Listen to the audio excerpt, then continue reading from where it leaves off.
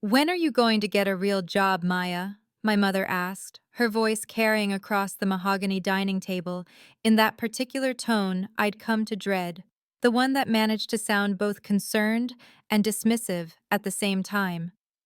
I was 24 years old, 2 years out of the Rhode Island School of Design, sitting at yet another family dinner where I'd become the uncomfortable footnote to everyone else's achievements, and I felt my stomach tighten the way it always did when the spotlight turned to me.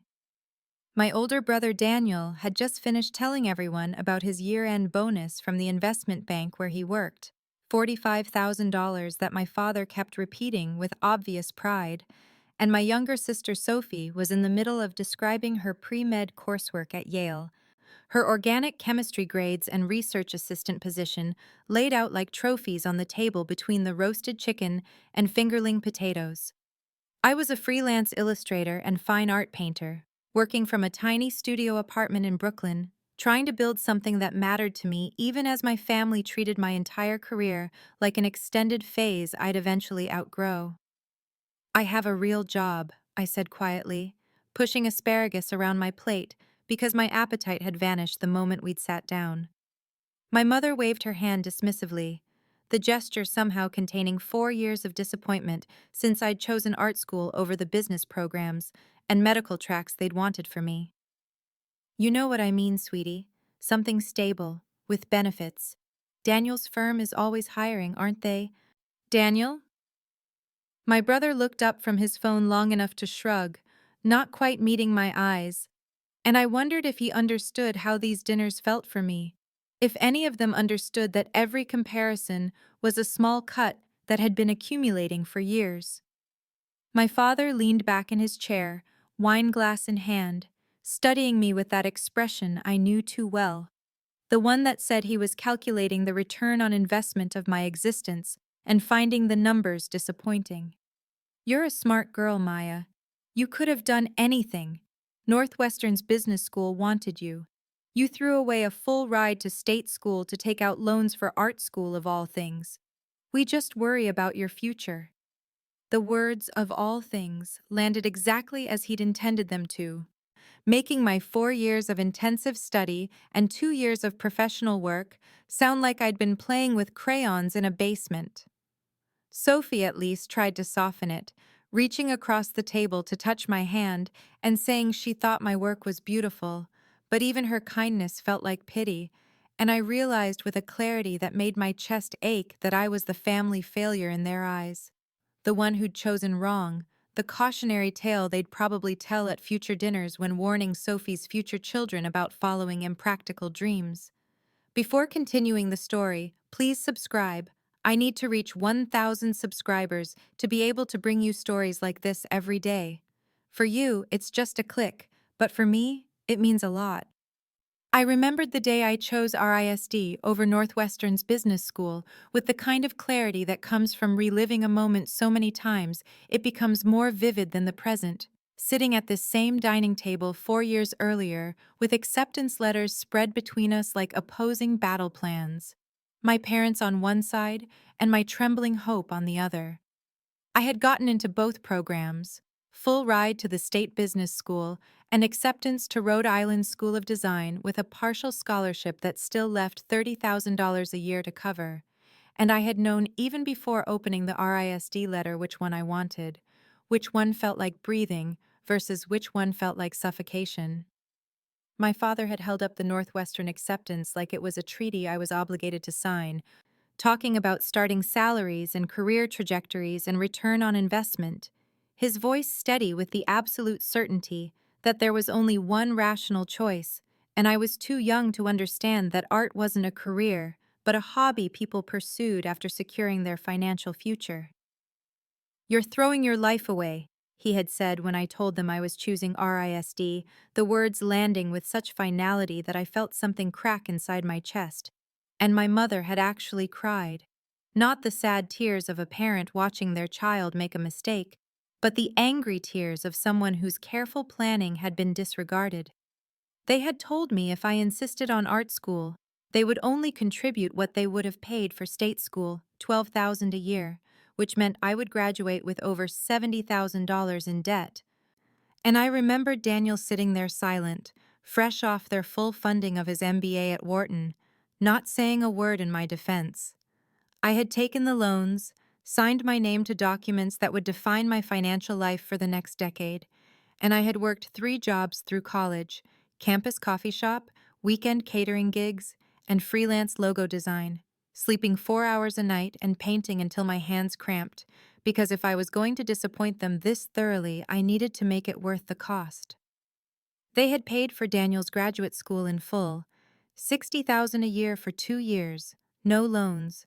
And when Sophie started at Yale 2 years after I began at RISD, they covered her tuition completely, calling it an investment in her medical career. And the unspoken message was clear that some dreams deserved funding, and others deserved to be strangled by debt until you came to your senses. Now, sitting in my studio apartment in Brooklyn 4 years later, surrounded by canvases that leaned against every wall because I didn't have proper storage, I could see the direct line between that dinner table confrontation and this cramped space where I was trying to build something they refused to recognize as real. The late rent notices I shuffled between paintings, the protein bars I ate for dinner so I could afford cadmium red, the exhaustion that lived in my bones from working all day on illustration commissions and painting all night on the work that actually mattered. My freelance illustration work paid the bills, barely, bringing in around $2,800 a month when I was lucky and the client pipeline stayed full, which meant constant hustle for corporate website graphics and book cover mock-ups and the occasional editorial illustration that paid $300 for work that took me 16 hours because I cared too much about getting it right. My rent was $1,400 for a studio apartment in Brooklyn that was technically in Bushwick, but the landlord called it East Williamsburg because it sounded better. 400 square feet, with a window that faced a brick wall and water pressure that fluctuated between trickle and flood with no middle ground. But it was mine, and it had north-facing light, and I could paint at any hour without neighbors complaining. Student loan payments took another $450 every month, a number that felt like a punishment for choosing the wrong dream, and what remained had to cover food and utilities and art supplies and the subway card and the phone bill and every other small expense that added up to the difference between surviving and drowning. I was exhausted in a way that went deeper than physical tiredness, the kind of exhaustion that lives in your bones and makes every decision feel like you're moving through water. But I kept working because stopping felt like admitting my parents were right, and I would rather collapse than give them that satisfaction. My fine art was what I actually cared about. Large-scale, abstract expressionist paintings that took weeks to complete, because I was building up layers of color and texture, working through emotion with my hands the way other people worked through it in therapy, but those paintings earned nothing and took time I couldn't afford, so I worked on them at night after finishing whatever illustration deadline was looming, sometimes painting until 2 or 3 in the morning, because those hours felt like the only time that belonged entirely to me. My mother called on a Wednesday afternoon while I was working on a website illustration of a diverse team having a meeting around a conference table, the kind of bland, corporate art that paid for my actual life, and I knew before answering what kind of conversation it would be, because she only called during work hours when she wanted to feel like she was checking on me out of obligation rather than genuine interest. "How are you doing, sweetheart?" she asked, and I could hear the subtext underneath, the question she was really asking, which was whether I had come to my senses yet, whether I was ready to admit that art school had been a mistake and I needed their help to course correct into something more appropriate. I told her I was fine, working on several projects, busy, and she made a sympathetic sound that contained no actual sympathy and said, "You know, if you need help with rent or anything, we could loan you some money, just until you get on your feet." The word loan was deliberate, a reminder that even their help would come with strings and interest, and the unspoken expectation of gratitude for rescuing me from my own poor choices. And I felt anger rise hot in my throat, because they had never offered Daniel a loan. They had given him everything outright, and Sophie's tuition checks were gifts, not debts.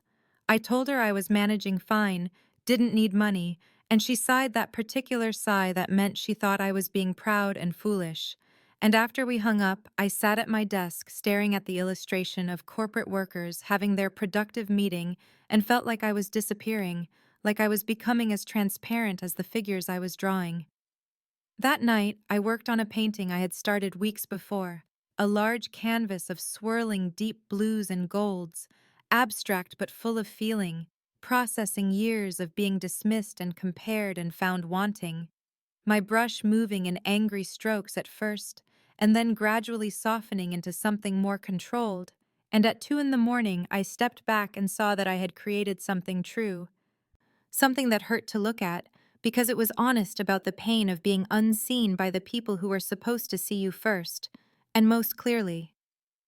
Rachel texted me on a Thursday morning while I was working on an illustration commission for a tech startup that needed cheerful, diverse characters celebrating around a laptop, the kind of work that paid my rent but made me feel like I was slowly erasing myself, and her message said, "Coffee today? Have something to talk to you about." Which could have meant anything but felt important in a way I couldn't name. Rachel Martinez had been my closest friend since our foundation year at RISD, when we'd both stayed up for 48 hours straight, finishing a project on color theory, and had bonded over terrible dining hall coffee and shared terror that we'd made a mistake choosing art school. And now she worked at the Whitmore Gallery in Chelsea, one of those pristine white-walled spaces that represented serious contemporary artists, the kind of place I walked past and felt like an imposter for even looking through the windows. We met at a coffee shop in the East Village at 2 in the afternoon, and she had that particular energy that meant she was excited about something, but trying not to show it too much. And after we ordered, she leaned forward and said, "The gallery is putting together a group show for August, emerging artists, and Margaret is looking for new voices. You should submit." I felt my stomach drop the way it always did when opportunity and self-doubt collided, because years of being told my art was a waste had carved channels in my brain that flooded with fear whenever anyone suggested I might actually be good enough for something real. "I don't know," I said, and even hearing my own hesitation made me angry at myself, angry at my parents for making me this uncertain, angry at 4 years of comparison and dismissal that had turned me into someone who couldn't accept encouragement without questioning it. Rachel reached across the table and grabbed my hand, her grip fierce and certain. "Maya, I've seen what you're working on. I've seen your progression since graduation. You're ready for this, you've been ready, and you're the only one who doesn't see it." I wanted to believe her, but I kept hearing my mother's voice calling my work a hobby, my father asking when I'd get a real job, Daniel's casual dismissal of everything I'd worked for, and the weight of their doubt felt heavier than Rachel's belief. "Remember our senior thesis show?" Rachel continued. "Professor Chen stood in front of your pieces for 15 minutes. She told you that you had genuine vision, that your work had emotional truth most artists spend their whole careers trying to access. That wasn't politeness, that was recognition." I did remember, could still see Professor Chen's face as she studied my final project, could still hear her words that had felt like water after years of drought, and she had said I had something rare, the ability to translate internal experience into visual language that made other people feel what I was feeling. But that had been 2 years ago, and 2 years of struggle had a way of making past validation feel like maybe it had been exaggerated or misremembered. "The deadline is in 2 weeks," Rachel said. 3 pieces, artist statement, and images. I'll walk you through the submission process. Margaret is tough, but she's fair, and if your work is strong enough, she won't care that you don't have gallery representation yet." I sat there holding my coffee cup, feeling the heat through the cardboard sleeve, and made myself say yes before I could think of all the reasons to say no. I worked on the 3 paintings with a kind of desperate focus for the next 12 days, barely sleeping and surviving on coffee, and the kind of nervous energy that comes from knowing you're either about to prove something important or confirm your worst fears about yourself. I had chosen the most personal work I could bear to show strangers, pieces that felt like I was peeling back my skin and displaying what was underneath. and the vulnerability of it made me want to hide, even as I knew it was the only way to make art that mattered. The first painting was called The Empty Chair, and it showed a family dinner table set for five with good china and crystal glasses, but one place setting was rendered in transparent layers so you could see through the plate and silverware to the table beneath, present but not quite there, existing but unseen. The second piece was Inheritance, and I had painted it over the course of 3 months last winter, working through my anger at how my parents had funded every aspect of Daniel's and Sophie's education, while treating mine like an indulgence they were under no obligation to support. And the image showed multiple hands passing down objects that glowed with importance, jewelry and keys and documents. But the hands formed a circle that deliberately skipped one set of empty palms, reaching up from the bottom of the canvas. The third painting was Worth, the piece I had been working on at 2 in the morning after my mother's condescending phone call about loaning me money. And it was the most abstract of the three, swirls of deep blues that felt like drowning and veins of gold that fought their way through the darkness. And when I looked at it, I could feel every year of being compared and dismissed and told my choices were mistakes. Photographing them properly took an entire day because the lighting had to be perfect and I had to borrow Rachel's good camera, and writing the artist statement was worse than painting had been because I had to find words for what I had processed through color and texture, had to articulate that these pieces were about the specific pain of being invisible to the people who were supposed to see you most clearly, about the way family can make you feel both essential and worthless at the same time. I must have rewritten that statement 15 times, each version feeling either too vulnerable or too detached, until finally, I just wrote the truth as simply as I could and decided that if it was too raw, then at least it was honest. The submission went through at 11:47 on a Tuesday night, 13 minutes before the deadline, and the moment I clicked send, I felt my stomach drop because there was no taking it back now, no pretending I hadn't put myself forward to be judged by people whose opinion actually mattered in the art world. I spent the next 2 days in a state of anxious distraction, checking my email obsessively and then forcing myself not to check it, finishing illustration work by muscle memory while my brain spun through all the ways the gallery would reject me, until Rachel called on Thursday afternoon and I knew from her voice before she said anything that something had happened. "Margaret wants to meet you," Rachel said, and I could hear her smiling through the phone. She loved all three pieces. "Maya, you're in the show." Margaret Whitmore's office was on the third floor of the Whitmore Gallery building on 10th Avenue, and when I walked in on Friday afternoon, I felt like I had stepped into a different species of reality. The kind of space where art was treated as something sacred and valuable, rather than a hobby people tolerated until you got serious about life. The walls were covered in museum-quality work, pieces I recognized from art history courses, and contemporary artists whose careers I had followed with a mixture of admiration and despair that I would ever be in their category. And Margaret herself was an elegant woman in her 50s, with silver hair, cut in a precise bob, and black-framed glasses that made her look both intellectual and intimidating. She stood when I entered, shook my hand with a firm grip, and gestured to a leather chair across from her desk, and I sat down feeling like an imposter in my best jeans and the blazer I had bought at a thrift store 3 years ago for RISD portfolio reviews. "Your work has uncommon emotional depth," Margaret said without preamble, and I realized she was the kind of person who didn't waste time on pleasantries when there was substance to discuss. "There's a technical sophistication in your color theory and composition, but what struck me most is how you've married that sophistication to raw feeling. A lot of emerging artists have one or the other, very few have both." I didn't know what to say, so I just nodded, feeling heat rise in my face, and she continued. "The show is scheduled for late August, August 23rd, through September 15th, and I'd like to feature your work prominently. Instead of 3 pieces, I want to include 4. Do you have another completed work available that's consistent with the pieces you submitted?" I thought about the paintings stacked against the walls of my studio apartment, the pieces I had created over the past 2 years while working illustration jobs, and trying to process everything I felt about my family and my choice, and the constant weight of being told I had made a mistake. And I said yes. I had several other pieces, and Margaret asked if she could visit my studio the next day to see my full body of work. I felt panic rise because my studio was really just my 350 square foot apartment with an easel set up next to the kitchen and canvases everywhere, and the perpetual smell of turpentine and coffee.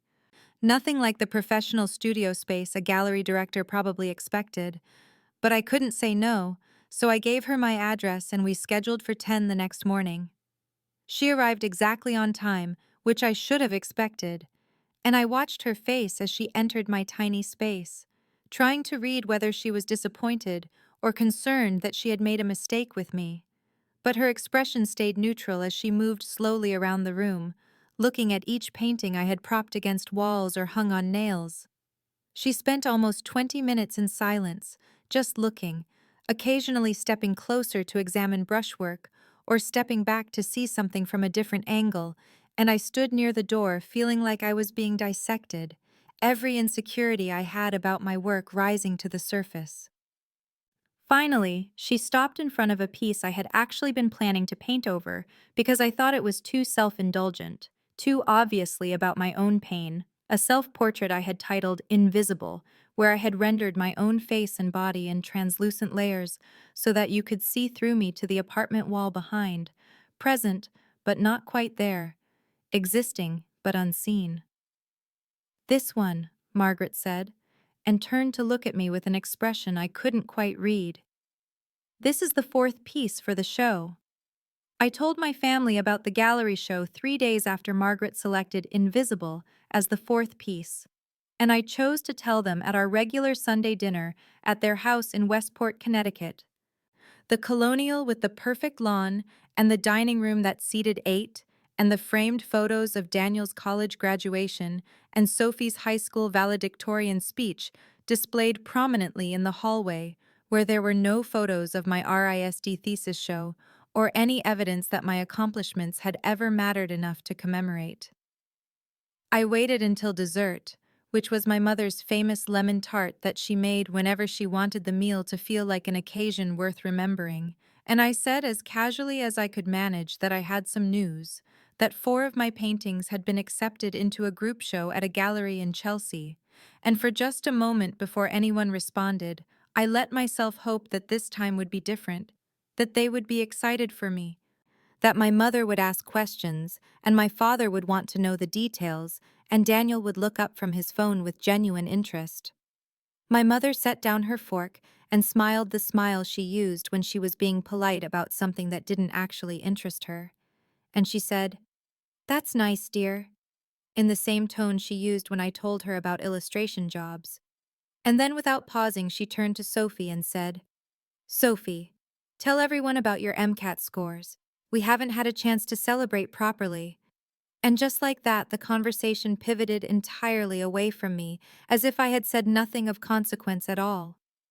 Sophie looked uncomfortable, but she told them, her voice apologetic as she glanced at me, that she had scored 520 out of 528, which was in the 98th percentile, nearly perfect, exactly the kind of achievement my parents understood and valued. And my mother actually clapped her hands together, and my father raised his wine glass and said this called for a toast. And Daniel finally looked up from his phone long enough to say something about how Sophie was going to get into whatever medical school she wanted with scores like that. I sat there feeling invisible, which was ironic given that one of my paintings in the show was literally titled Invisible, and I thought about leaving right then, just standing up and walking out without explanation. But some stubborn part of me refused to let it go, so I said, louder than necessary, that the gallery was the Whitmore Gallery, one of the most respected contemporary art spaces in Chelsea, and my father asked without looking at me whether the gallery was paying me, whether this was actual paid work or just another unpaid opportunity, and when I explained that it was a group show, that the value was in exposure and the possibility of sales, he actually laughed, not a mean laugh exactly but dismissive, And he said, "So it's unpaid work, of course," as if this confirmed every opinion he had ever held about the impracticality of art as a career. Daniel was back on his phone, probably checking stock prices or responding to work emails even though it was Sunday evening, and my mother was already asking Sophie about her medical school application timeline. And I felt the familiar weight of being the family failure settling over my shoulders like a physical thing, heavy and suffocating, until Sophie's boyfriend Kevin, who had been quiet through most of dinner, suddenly said, "Wait, the Whitmore Gallery? My mother collects contemporary art. She's mentioned that gallery. It's supposed to be really prestigious, hard to get into." And for a second, everyone paused and looked at him, and my mother said something vague about how that was nice.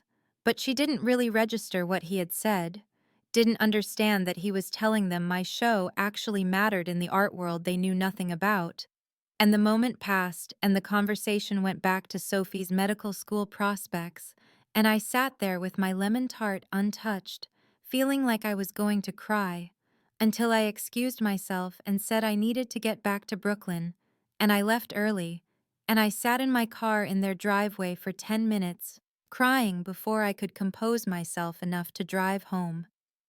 The 6 weeks between Margaret selecting my pieces and the opening night on August 24th passed in a blur of preparation that felt both surreal and terrifying, a strange liminal space where I was simultaneously moving toward something I had dreamed about since my first painting class at 14, and trying not to let myself hope too much, because hope had always led to disappointment where my family was concerned.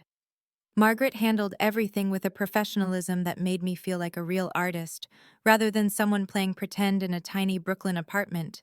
And we met 3 times at the gallery to discuss framing options and pricing, and the artist bio that would appear on the gallery materials. And when she suggested price points of $8,000 to $12,000 per piece, I actually laughed because it seemed absurd that anyone would pay that much for paintings I had created in my cramped studio while trying to process years of feeling invisible. But Margaret looked at me with complete seriousness and said my work was worth every dollar and that I needed to start seeing my art the way collectors would see it, as investment-worthy pieces from an emerging artist with genuine vision. The framing alone cost more than I spent on groceries in 3 months. Sleek black frames with museum-quality materials that made my paintings look like they belonged in the kind of spaces I had only ever visited as a viewer, never as a creator. And I watched the gallery staff handle my work with white gloves and professional care, and felt like I was watching someone else's life unfold. Rachel insisted on taking me shopping for an outfit for the opening because I had told her I was planning to wear the same blazer I had worn to meet Margaret, and she said absolutely not. This was my debut, and I needed to look like I belonged in a Chelsea gallery even if I didn't feel like it yet. So we went to Zara, and she made me try on 6 different dresses until we found a simple black dress that cost $150, which was more than I had ever spent on a single piece of clothing in my life. And I stood in the dressing room looking at the price tag and feeling guilty about the expense until Rachel said through the curtain that this was an investment in my career and I needed to stop thinking like someone who didn't deserve good things. As the opening approached, my anxiety built until I was barely sleeping, lying awake at night, running through all the ways the evening could go wrong, imagining empty galleries or hostile critics or collectors who looked at my work and saw nothing worth buying, and I decided not to invite my family because I couldn't bear another dismissal, another evening of watching them treat my work as something cute but ultimately meaningless, while they waited to talk about Sophie's medical school applications or Daniel's latest promotion. The gallery handled the invitation list, and Margaret assured me that the right people would be there: collectors and critics, and other artists and patrons who understood contemporary art. But 3 days before the opening, I felt a stab of guilt about not telling my parents, and I sent a brief text to our family group chat with the gallery address and the date and time, just the basic information with no elaboration. And I told myself I had done my duty, and if they chose not to come, that was their decision, and I wouldn't let it ruin my night. Sophie was the only one who responded, a text that said, "Congrats! Not sure if I can make it, busy week," with a heart emoji that felt more obligatory than genuine, and I stared at that message for a long time, trying to decide how I felt about the silence from everyone else. And finally, I decided I felt relieved because it meant I could have this one night without the weight of their judgment, without having to watch my mother's polite disinterest or my father's barely concealed disappointment that I was still pursuing art instead of something he considered a real career. Opening night arrived on August 24th, and I woke up that morning with my heart already racing, that particular kind of terror that sits in your chest like a physical weight and makes it hard to breathe properly. And I spent the entire day in a state of suspended anxiety, trying to keep myself busy with tasks that didn't matter, because all I could think about was the evening ahead and all the ways it could go wrong. I arrived at the Whitmore Gallery at 5 in the afternoon, 2 hours before the official opening, and Margaret was already there with her assistant coordinating final details, adjusting the lighting on various pieces, making sure the placement of wine glasses and the catering setup would facilitate the right kind of crowd flow. And when I walked in and saw my 4 paintings hung on the pristine white walls with professional gallery lighting, making them look like they belonged in a museum rather than my cramped Brooklyn studio, I had a moment of complete disorientation where I couldn't quite believe this was real, that these were my paintings, that my name was printed on neat white placards beside each piece with my artist statement, and the prices that still seemed absurdly high. Margaret saw me standing frozen just inside the entrance, and she came over and squeezed my shoulder and said, "They look extraordinary, Maya." Exactly as I knew they would.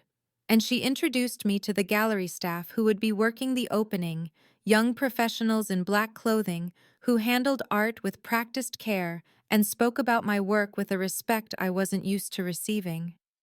Rachel arrived at 6:30, early as promised, wearing a navy dress and carrying the kind of confidence I wished I could borrow for the evening. And she hugged me and told me I looked beautiful, and that tonight was going to change everything, and I wanted to believe her, but mostly I just felt terrified and exposed, like I had put the most vulnerable parts of myself on display for strangers to judge.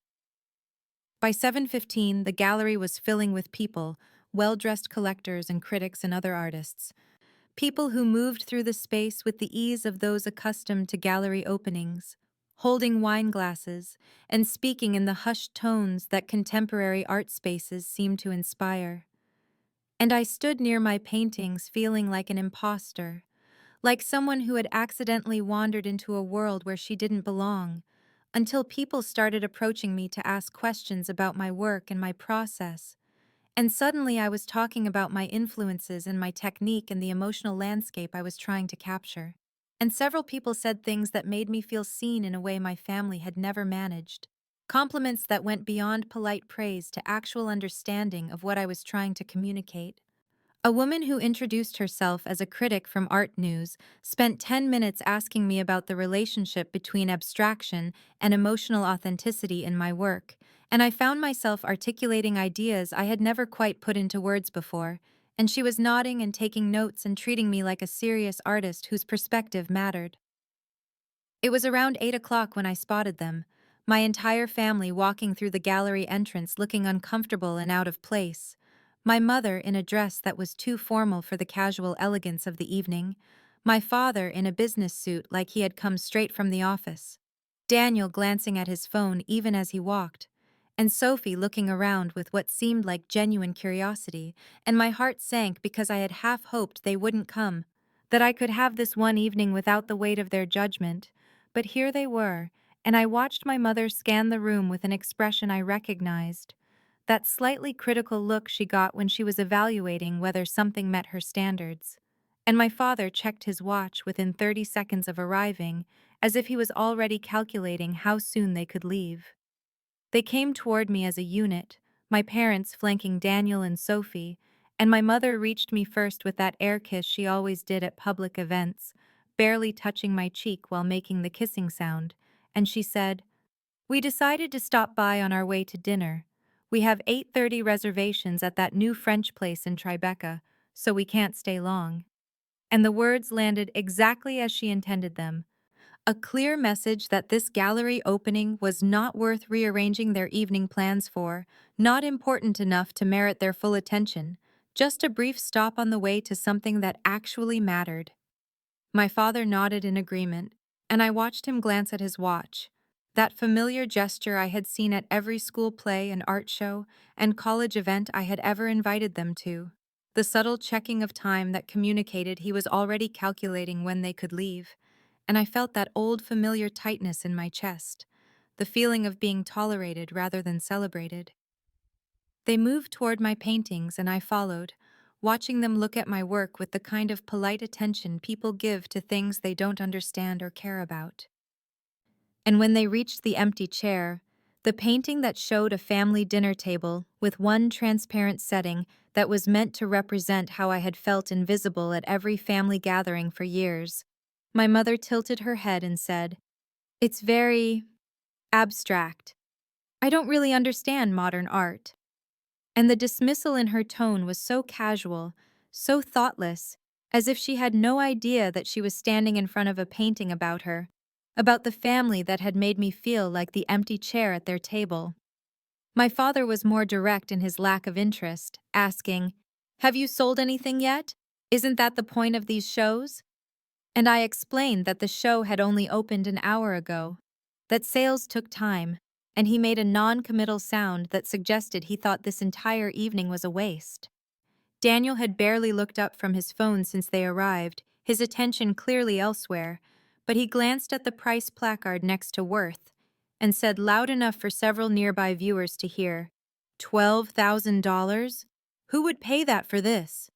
And I felt my face burn with humiliation because people were looking now, other gallery visitors turning to see who would speak so dismissively about an artist's work at her own opening, and I wanted to disappear, to be anywhere but standing there, while my brother reduced 4 years of art school and 2 years of struggling and countless nights of pouring my pain and hope onto canvas to something not worth its asking price.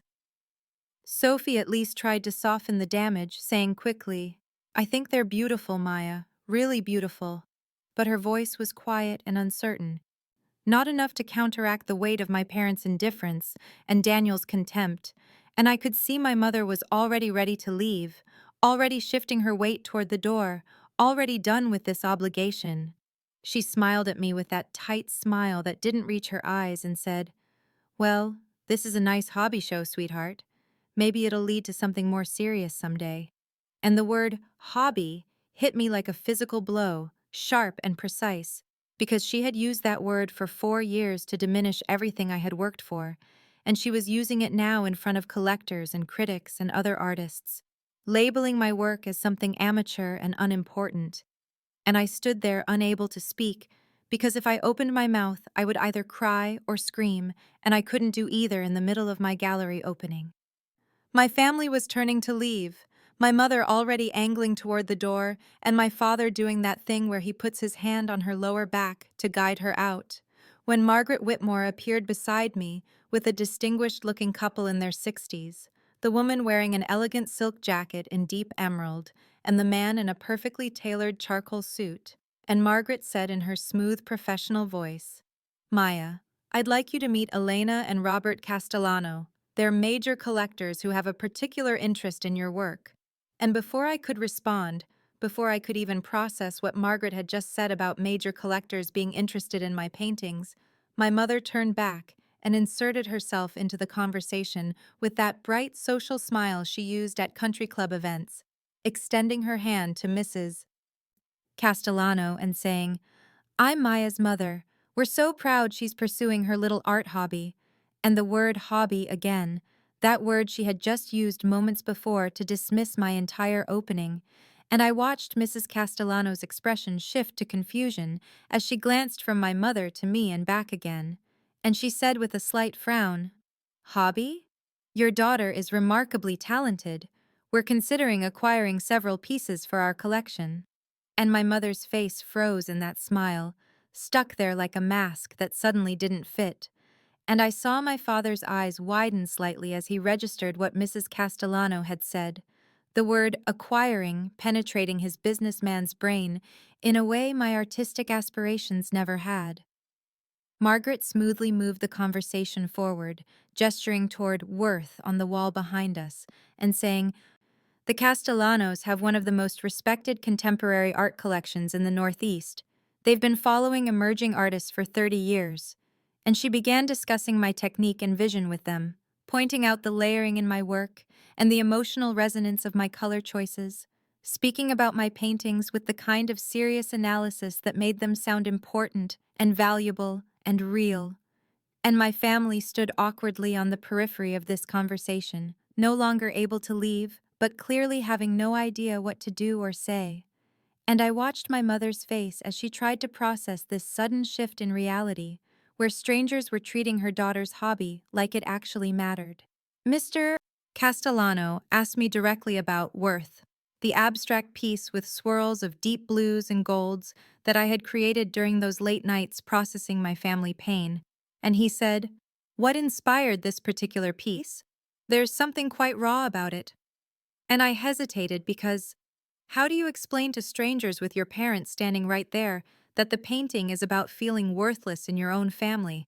So I said guardedly, "It's about feeling undervalued, about knowing you have something to offer, but having the people closest to you unable to see it." And Mrs. Castellano nodded slowly and said, "I feel that in every brushstroke.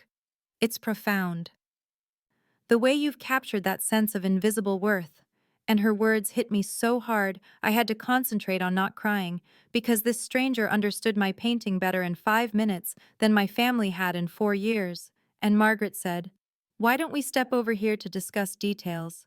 And she guided the Castellanos a few feet away to talk privately, leaving me standing with my family, who were all suddenly very quiet and looking at me like they were seeing someone they didn't quite recognize. And the gallery continued to move around us with conversations and wine glasses and the soft classical music playing from hidden speakers. But in our little bubble there was just uncomfortable silence, and my heart pounding so hard I could hear it in my ears. My family lingered after the Castellanos walked away with Margaret, and I could feel the shift in the air around us, the way their energy had changed from dismissive and ready to leave to suddenly very present and very interested. And my father moved closer to me and asked in a low voice, "Are those people actually buying your paintings?" And I said, "Possibly," trying to keep my voice steady, even though my hands were shaking, because I didn't know yet. Margaret was still talking to them across the gallery, and I could see them nodding and gesturing toward Worth on the wall. And then Margaret was walking back toward us with a smile that made my heart start pounding. And she said, "Maya, the Castellanos would like to purchase Worth for $12,000, and they're very seriously considering inheritance as well." And she placed a small red dot sticker next to the placard for Worth to indicate it was sold. And I watched that red dot go up and felt something break open in my chest.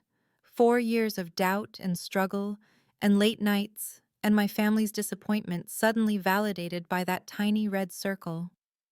My mother made a small sound, not quite a gasp, and my father was staring at the red dot like it was something he couldn't quite process, and Margaret continued, "There's also a couple from Boston who've placed a hold on the empty chair. They're discussing it now and will have a decision within the hour."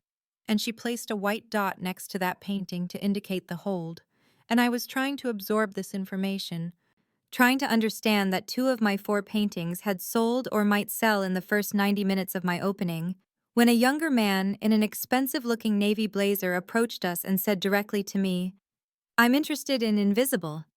Is it still available?" And Margaret turned to him with her professional warmth and said, "It is. This is the artist, Maya Chen." And the man shook my hand and said, "I'm Marcus Webb. I collect emerging artists, and your work is exceptional. The layering technique in Invisible is remarkable. I'd like to purchase it at the asking price." And Margaret said smoothly, "That's $10,000. And Marcus nodded and said, "Done. Can we arrange the details?" And Margaret guided him toward the gallery office to handle the paperwork. And I stood there with my family surrounding me and red dots going up next to my paintings. and I was shaking so hard I had to clasp my hands together to hide it. Within 30 minutes, 3 of my 4 pieces had sold or were on hold, and I was doing the math in my head, even though my brain felt like it was short-circuiting. 12,000 plus 10,000 plus possibly 11,000 for the empty chair, if the Boston couple decided yes, and that was $33,000, more money than I had made in my entire 2 years as a working artist.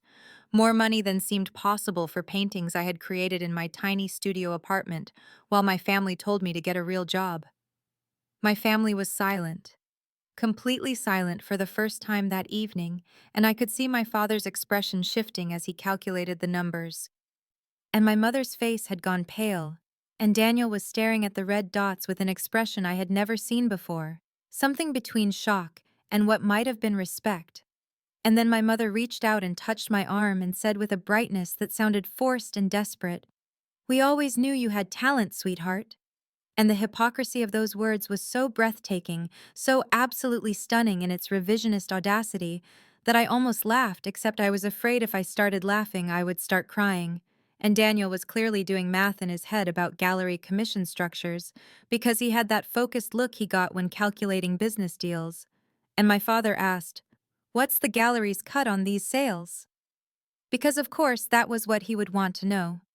Reducing this moment to percentages and profit margins, unable even now to just acknowledge what this meant without turning it into a business transaction to be analyzed and evaluated. More gallery visitors arrived over the next 20 minutes, and I could hear the murmur of conversation shifting, the way word was spreading through the white-walled space about the new artist whose work was selling. And Margaret was moving through the crowd with the smooth confidence of someone who knew exactly how to cultivate interest and momentum, and I saw her speaking with a tall man in his 40s wearing an expensive casual blazer over a black t-shirt, the kind of carefully constructed casual that screamed tech money, and they spoke for several minutes while he looked at the images on Margaret's tablet, and then they were walking toward me, and Margaret said, "Maya, this is Jason Hendricks. He collects emerging artists and has a particular interest in contemporary abstract work." And Jason shook my hand and said, "Your pieces are remarkable. Margaret mentioned you have additional work in your studio. I'd be very interested in seeing your full portfolio. Would you be open to a studio visit next week?" And I glanced at Margaret, who gave me a small encouraging nod, and I said, "Yes, of course," trying to sound professional even though my voice felt shaky, and Margaret said smoothly, "Let's schedule that for Thursday afternoon. I'll send you both the details." And Jason thanked me and moved back into the crowd, and Margaret leaned close and whispered, "He's serious. He bought 3 pieces from the last emerging artist I showed him." And then Rachel was suddenly beside me with 2 champagne flutes, pressing one into my hand, and she was practically vibrating with excitement as she whispered, "This is incredible. Margaret pulled me aside 5 minutes ago and said she's already thinking about a solo show for you. Maya, do you understand what's happening right now?" And I didn't. Not really. My brain felt like it was short-circuiting from too much input, too much validation arriving all at once after years of dismissal. And I took a sip of champagne that I barely tasted. And over Rachel's shoulder I saw my family still standing near my paintings, and my mother was no longer checking her phone or looking toward the exit. And in fact, she seemed to have completely forgotten about their 8:30 dinner reservation, because she was now talking to an older woman in a silk scarf, and I heard my mother's voice carrying across the space saying, "Yes, I'm Maya's mother. We've always encouraged her artistic pursuits." And the revision of history was so blatant, so absolutely shameless, that I felt something hot and angry rise in my chest. And Rachel must have seen my expression change, because she followed my gaze and said quietly, "Are you okay?" And I said, "She's telling people she encouraged me. She's actually standing there taking credit." And my father had somehow gotten into a conversation with a man in an expensive suit and was asking him something, probably about art as investment, treating my opening like a networking event for his own interests. And Daniel was looking at his phone again, but also glancing up at the red dots next to my paintings with an expression I couldn't quite read. And then my mother caught my eye across the gallery and gave me a bright smile and a little wave, performing the role of proud, supportive mother for an audience of strangers who had no idea that an hour ago she had called this a hobby show, and the reversal was so dizzying, so infuriating in its transparent opportunism, that I said to Rachel, "I need a minute." And I walked quickly toward the restroom in the back of the gallery, needing to be alone, needing to process everything that was happening before I said something to my family that I couldn't take back in front of Margaret's collectors and critics, and all these people who were suddenly treating me like I mattered. The gallery restroom was smaller than I expected, just a single occupancy space with exposed brick walls painted white, and a large mirror with Edison bulb lighting that was probably meant to be artistic, but right now felt too bright and too revealing, and I locked the door behind me and stood there shaking, my hands gripping the edge of the marble sink, and I could feel everything I had been holding back for the past 2 hours rising up in my chest like a wave that was going to drown me. And the tears came suddenly and completely, not delicate crying, but the kind of sobbing that makes your whole body heave, and it was relief and anger and validation and confusion all tangled together so tightly I couldn't separate one emotion from another. And I looked at myself in that too bright mirror and saw the same person who had sat through family dinner after family dinner, being asked when she would get a real job, the same person who had been told she was throwing her life away, the same person who had worked 3 jobs through college while her brother's MBA was paid for in full, the same person whose mother had called her work a hobby show 90 minutes ago. And I thought about how none of them had believed in me, not once in 4 years, not when I got into RISD, or when I graduated with honors, or when I landed my first illustration client, or when Margaret Whitmore accepted my work for this show. They had dismissed every single achievement and milestone as if it meant nothing, as if I meant nothing. And now 3 of my paintings had sold for a combined $34,000, and they were out there in the gallery rewriting history and telling strangers they had always supported me, and the anger felt hot and clarifying, burning away some of the confusion. And there was a soft knock on the door and Rachel's voice saying, "Maya, can I come in?" And I unlocked the door, and she slipped inside and immediately wrapped her arms around me, and I collapsed against her shoulder, and she just held me while I cried, not saying anything at first, just being present, and finally she said quietly, "You did this. Your work, your vision, your years of struggling and believing in yourself, even when no one else did. Don't let them take this from you. This is yours.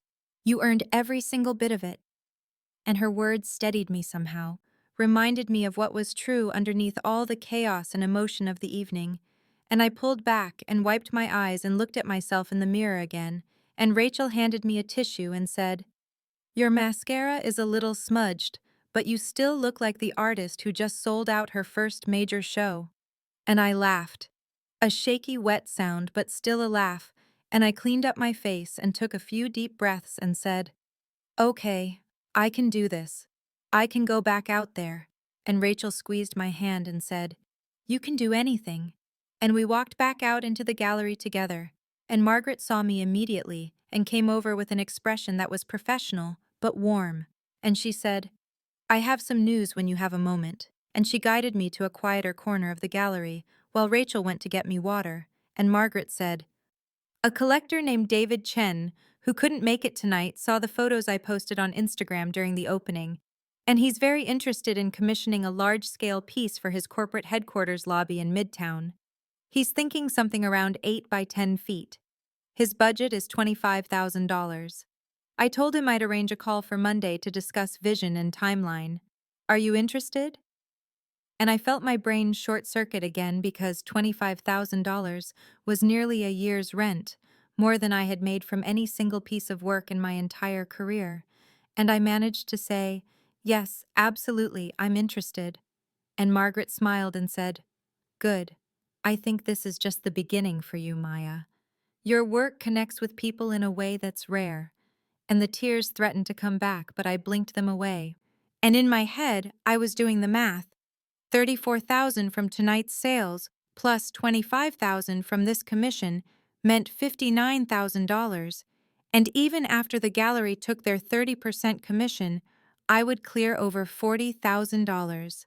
And I had started this evening terrified and feeling like an imposter, and now my entire life had shifted in the space of 3 hours. The evening was winding down now, the gallery crowd thinning to maybe 20 people from the 50 or 60 who had filled the space at its peak. And I stood near the back wall watching the remaining collectors and gallery staff circulating through the white rooms. And Margaret was at the front desk with her assistant doing the careful paperwork of sales and holds, and I could see the red dots next to all four of my paintings. Four small circular stickers that represented a complete transformation of my life, and the final count was almost impossible to process, even though Margaret had walked me through it twice. Invisible had sold to the young collector for $10,000. The empty chair had gone for $11,000 after the second couple who'd placed a hold decided they wanted it. Inheritance had sold to the Castellanos for $11,000, and Worth had also gone to the Castellanos for $12,000, which meant $44,000 total in sales. And after the gallery took their 30% commission, I would receive $30,800. And that wasn't even counting the $25,000 commission from David Chen for the corporate lobby piece. And I was doing the math over and over in my head because it didn't feel real, couldn't feel real after 2 years of barely making rent and rationing paint and lying awake at night wondering if my family was right, if I had made a catastrophic mistake choosing art over a practical career. And now in the span of 3 hours, everything had shifted so dramatically that I felt unmoored, like the person I had been when I walked into the gallery at 5 this afternoon no longer existed, and I didn't yet know who I was becoming. And I saw my mother approaching with my father beside her, and Daniel trailing behind looking at his phone. And Sophie had gone outside to take a call, and my mother's face had that bright, determined expression she got when she wanted something. And she said, "Maya, we'd love to take you to dinner to celebrate. There's a wonderful Italian place in the village, our treat." And the presumption of it, the assumption that I would want to celebrate with them after everything that had happened tonight, after they had called my work a hobby show and asked who would pay $12,000 for this, and only showed interest when they saw dollar signs, made something hot and clarifying rise in my chest, and I said, "No thank you, I have plans with Rachel." Which wasn't true, but became true the moment I said it. And my mother's face fell and she said, "Oh, but we came all this way to support you." And the word support coming from her mouth after she had announced within 10 minutes of arriving that they had dinner reservations and couldn't stay long, felt like such a profound distortion of reality that I heard myself laugh, a short, bitter sound with no humor in it, and I said, "You came for an hour, on your way to somewhere else. You called my work a hobby in front of serious collectors. You've spent 4 years telling me I made the wrong choice, that I needed to get a real job, that art school was a waste of my potential. One successful night doesn't erase that." And my father bristled immediately, his face reddening the way it did when his authority was challenged, and he said, "That's unfair, Maya. We've always supported you. We came tonight, didn't we?" And I felt years of suppressed pain and anger rising like a tide, and I said, my voice steady and clear, "You refused to pay for art school. You gave me the state school rate while you paid for Daniel's MBA in full. You've asked me when I'll get a real job at every single family dinner for 2 years. You told Aunt Carol I was still figuring things out. You've compared me unfavorably to Daniel and Sophie at every opportunity. So no, you haven't always supported me. You've dismissed me, and tonight you only cared when you saw how much money my paintings were worth." The silence that followed my words was profound and uncomfortable. The kind of silence that happens when truth is spoken aloud in a way that cannot be easily dismissed or deflected. And I could see my father's face reddening further, his jaw tight with the kind of anger that came from having his authority challenged. And my mother's eyes were shining with tears that I suspected were more about her own discomfort than genuine remorse. And Daniel looked caught between defensiveness and something that might have been the beginning of awareness. And then Sophie stepped forward, and her voice when she spoke was steady and clear and completely unexpected, and she said, "She's right. We've all treated her terribly." And my mother turned to look at Sophie with an expression of betrayal, as if her favorite daughter had just switched sides in a war no one was supposed to acknowledge was happening. But Sophie continued, her voice gaining strength. I've watched you compare her to Daniel and me constantly since she chose art school. I've sat at those family dinners and heard you ask her when she'll get a real job while you bragged about Daniel's bonuses and my MCAT scores. You've made her feel worthless, and tonight you only started caring about her work when you saw dollar signs attached to it.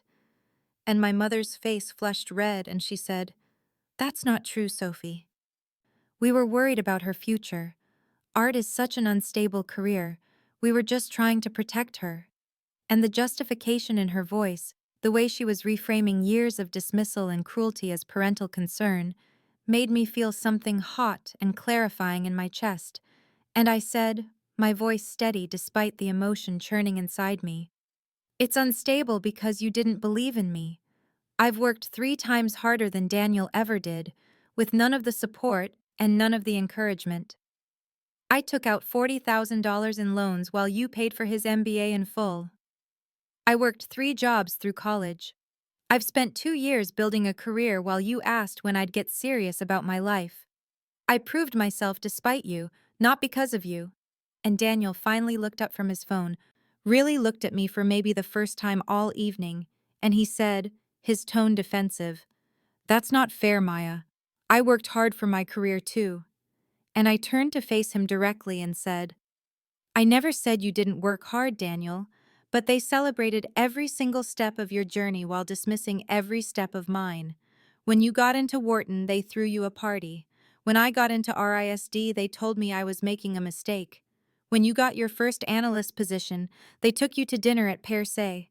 When I got my first illustration client, they asked if it paid anything. That's the difference.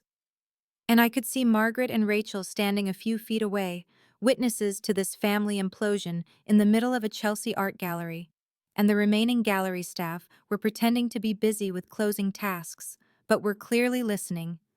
And I felt exposed and vulnerable, but also somehow powerful, because I was finally saying things I had kept silent about for years, finally naming the pattern of dismissal and comparison that had made me question my own worth and my own choices, and the truth of it was hanging in the air between us, undeniable and uncomfortable, and no one could pretend anymore that I was being oversensitive or dramatic or ungrateful, because Sophie had confirmed it, and even Daniel's face showed that he was starting to understand, really understand, what I had been experiencing. My father's face hardened in that particular way it did when someone challenged his version of reality, when someone refused to accept his framing of events, and he straightened his shoulders and said in his authoritative chairman of the board voice, I think you're being dramatic and ungrateful, Maya. We came tonight, didn't we? We made the effort to be here for you. And the words, made the effort, as if attending my gallery opening was some enormous sacrifice they had graciously bestowed upon me, rather than the bare minimum of parental support, made something sharp and painful twist in my chest. And I felt years of suppressed pain and anger rising like a wave I could no longer hold back. And I said, my voice rising slightly despite my attempt to stay calm, You came and immediately announced you had dinner reservations, so we'd know you couldn't stay long. You looked at my paintings for maybe 5 minutes total. You walked through the gallery like you were fulfilling an obligation you resented. Mother called my work a hobby show in front of serious collectors and said maybe it would lead to something more serious, as if a show at the Whitmore Gallery wasn't already serious. Do you understand how that felt? Do you have any idea what it's like to achieve something significant and have your own parents dismiss it as a stepping stone to what they consider real success? And my mother's eyes were welling with tears now, her mascara starting to smudge slightly at the corners, and she said in a wounded voice, I didn't mean it that way, Maya. You're twisting my words. But I shook my head and said, my voice steady now, clear and firm in a way it had never been with them before. No, I'm not twisting anything. You meant it exactly that way. You've meant it every single time you've asked when I'll get a real job. Every time you've introduced Daniel to your friends as your successful son, the investment banker, and Sophie as your brilliant daughter in medical school, and me as the one who does art with that apologetic tone in your voice, like, I'm an embarrassment you have to explain away. I heard you tell Aunt Carol at Christmas that I was still figuring things out when she asked what I was doing with my life. I'm not figuring anything out. I've been a working professional artist for 2 years. I've had clients and commissions and a growing reputation in my field. You just refused to see it because it didn't fit your definition of success. And the specificity of my examples, the concrete instances I was naming that couldn't be dismissed or reframed, seemed to land with weight in the gallery's white space, and I could see my father's face reddening further, could see him searching for a counter-argument and finding none that wouldn't require him to either lie or admit I was right. And my mother was crying openly now, fishing in her purse for a tissue, and Daniel was staring at his shoes looking deeply uncomfortable. And Sophie was standing beside me like an ally in a battle our parents hadn't acknowledged we were fighting. And the truth of everything I had said was hanging in the air between us, undeniable and uncomfortable, and the remaining gallery staff were definitely pretending not to listen, while absolutely listening to every word, and Margaret and Rachel were standing a respectful distance away, but clearly bearing witness to this moment of reckoning, and I felt exposed and vulnerable, but also strangely powerful, because I had finally said aloud the things I had kept silent about for 4 years, had finally named the pattern of dismissal and comparison and conditional love that had made me question my own worth and my own choices.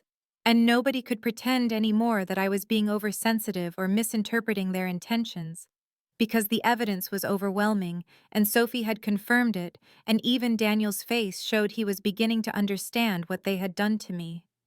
The silence that followed was long and profound and uncomfortable, the kind of silence that happens when truth has been spoken so clearly and specifically that there is no easy way to deflect or dismiss it.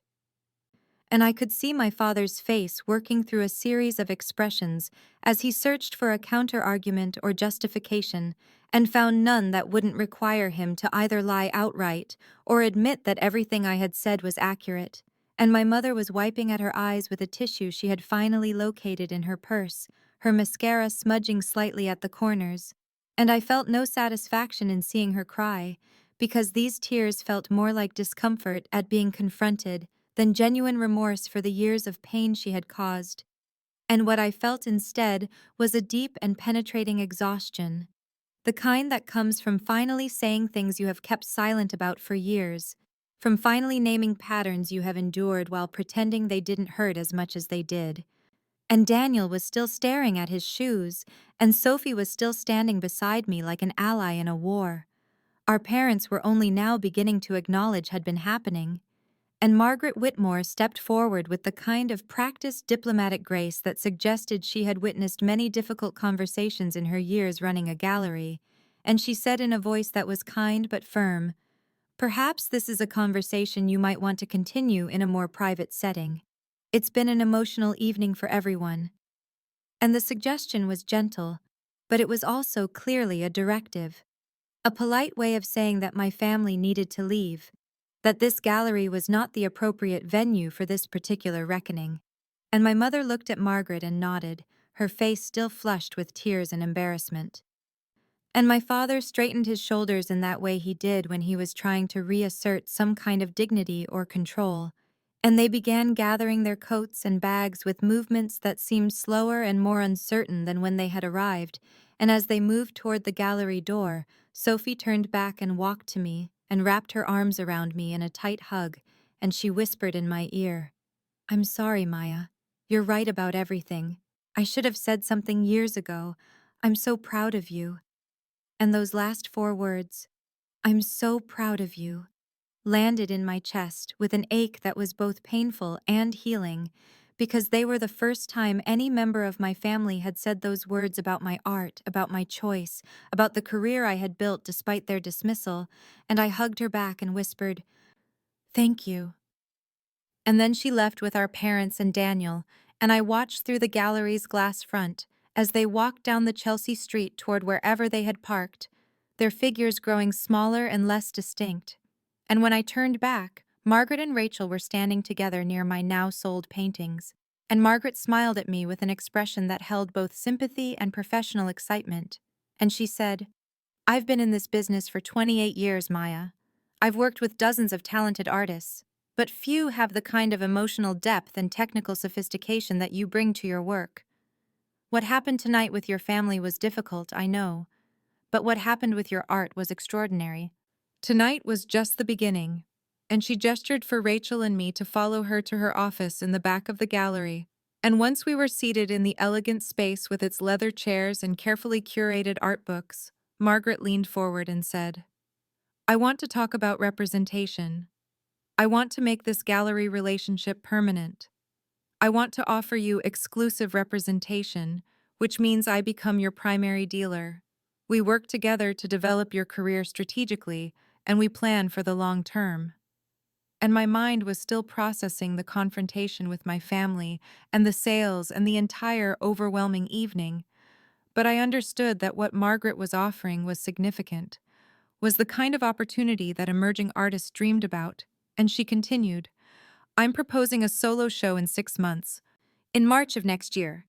We'll need 15 to 20 pieces, which I know is ambitious, but I believe you can do it.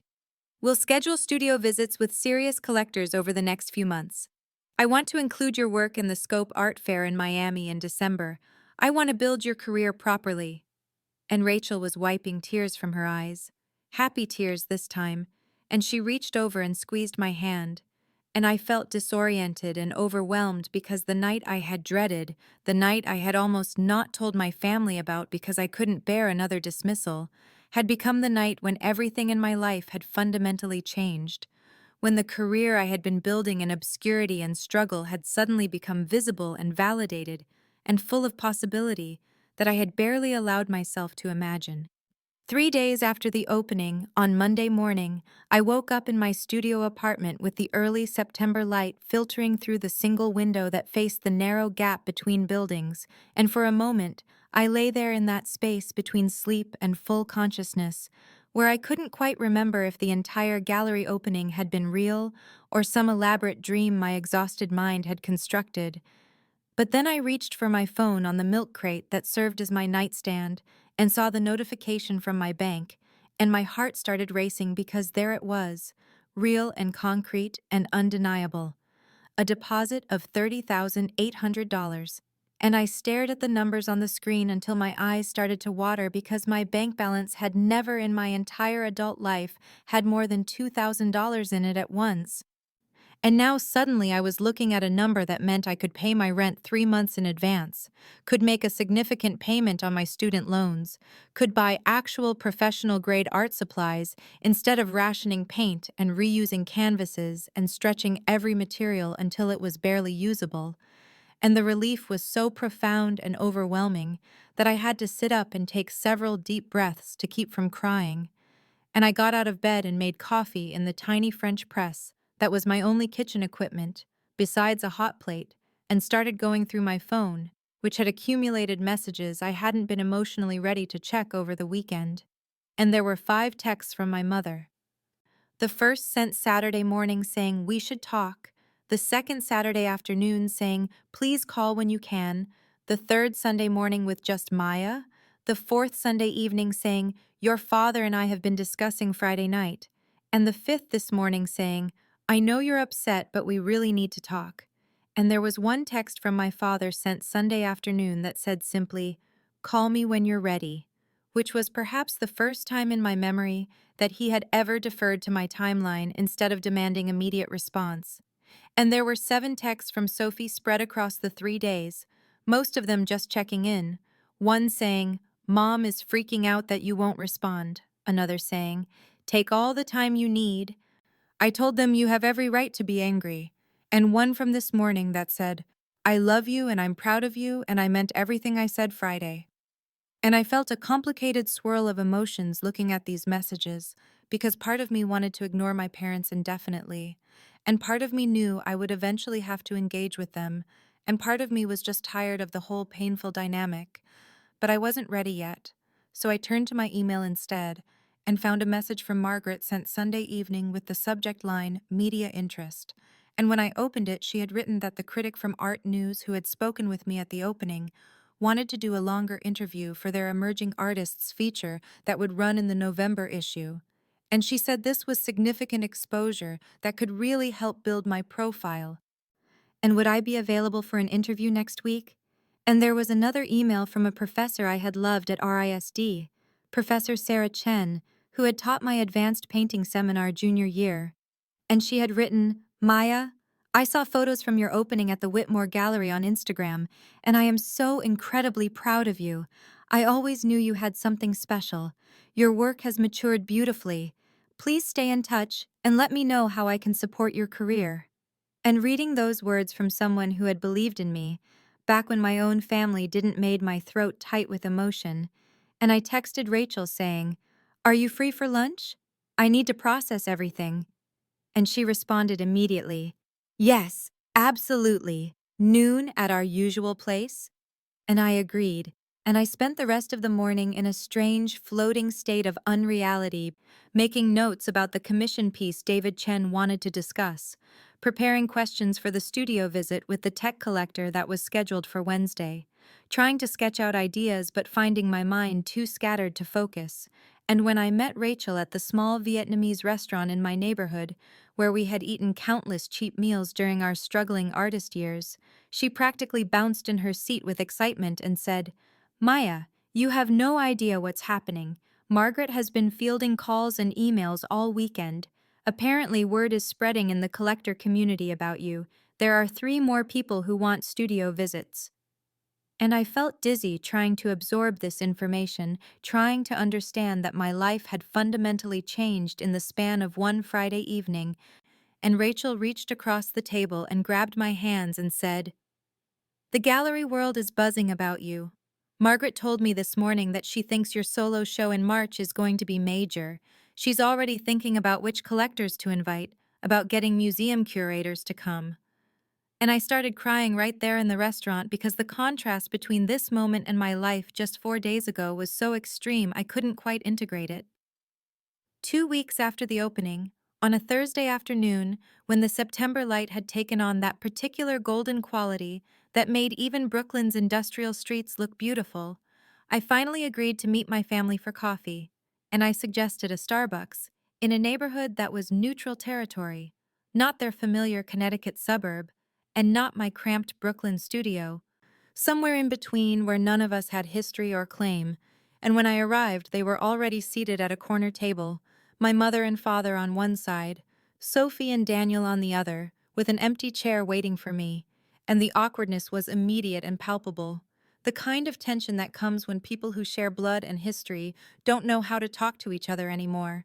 And I sat down in that empty chair and waited because I had decided I wasn't going to make this easier for them. I had spent years making things easier, smoothing over their dismissals, pretending their words didn't hurt as much as they did, and I was done with that pattern. And my mother spoke first, her hands wrapped around a grande latte like she needed something to hold on to, and she said, Maya, your father and I have been talking a lot since the opening, and we owe you an apology, a real one. And my father nodded, which was significant because he wasn't a man who admitted fault easily or often, and he said, We didn't understand what you were doing. We thought we were being practical, protecting you from a difficult and unstable career. But we were wrong about a lot of things. Wrong about how we treated you, and wrong about your talent, and wrong about what constitutes a real career. And I appreciated these words. I did. They were more than I had expected, and more than they had ever said before.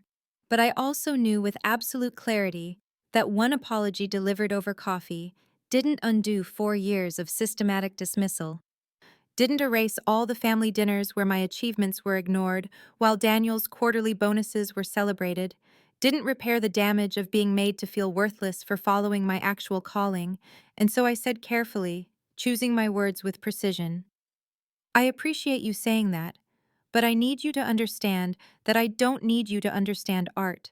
I don't need you to suddenly become people who care about gallery openings or painting techniques What I need is for you to respect that I do understand it, that I have built something real, and I need you to stop measuring my worth by comparison to Daniel and Sophie. My success looks different from theirs, but it's no less real and no less valuable. And Sophie spoke up then, her voice firm in a way I wasn't used to hearing from her.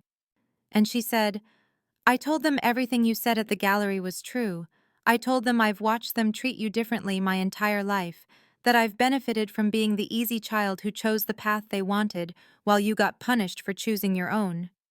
And Daniel, who I had expected to stay silent or defensive, surprised me by saying, I've been thinking about it too, about how they paid for my entire MBA while you took out loans for art school, about how every family dinner revolved around my promotions while your illustration work was treated like a phase.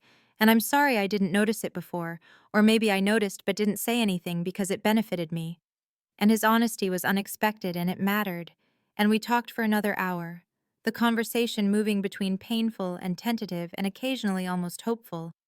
And I laid out boundaries clearly, explaining that I wouldn't attend family dinners where my career was dismissed or compared unfavorably, that I needed them to celebrate my achievements the way they had always celebrated Daniel's promotions and Sophie's acceptances, that I needed respect rather than rescue, needed them to see me as someone who had succeeded rather than someone who needed to be saved from her own choices. And my parents agreed, visibly humbled in a way I had never seen them. And my mother asked about the solo show Margaret had mentioned, and I cautiously shared some details, told them it would be in March at the Whitmore Gallery, that I was working on 15 new pieces, and my father asked questions about my process and actually listened to the answers instead of waiting for his turn to speak or checking his watch. And it wasn't perfect reconciliation, because years of accumulated pain don't heal in one coffee shop conversation, but it was something. It was a beginning. And when I finally left and walked back toward the subway station, I felt lighter than I had in weeks. Not because everything was fixed, but because I had finally said everything I needed to say and established the boundaries I needed to establish. And when I got back to my studio apartment with its single window and its canvases leaning against every wall, I looked at the blank canvas I had prepared for the first piece of the commission that David Chen had officially confirmed. $25,000 for a large-scale abstract piece for his corporate headquarters lobby, and I picked up my brush and started to paint. And what emerged wasn't about family pain anymore, but about something else, about possibility and potential and the future I was finally allowing myself to imagine. And I worked until 2 in the morning like I always had, but this time it wasn't because I was stealing hours from exhaustion to pursue an impossible dream. It was because I was building something real, something that was finally and undeniably mine.